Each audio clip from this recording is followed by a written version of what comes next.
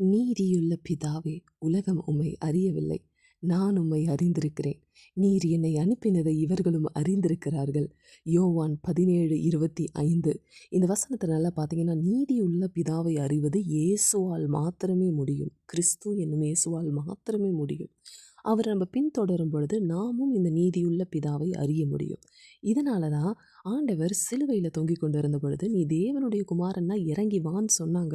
ஆனால் ஆண்டவர் மன்னித்த பொழுது அங்கே இருக்கிற போர் சேவகர்கள், அவர்களுடைய அதிபதிகள் என்ன சொல்கிறாங்க, ஆண்டவரை பார்த்து, ஓ மெய்யாகவே இவர் தேவனுடைய குமாரன் அப்படின்னு சல்யூட் பண்ணுறாங்க. நம்மளும் மற்றவர்களுக்கு மன்னிக்கணும். அதாவது நம்மளை அவங்க ஏற்றுக்கலனாலும் பரவாயில்ல, இட்ஸ் ஓகேன்னு சொல்லிட்டு நம்ம என்ன பண்ணால் அவங்களுக்கு மன்னிக்கணும்.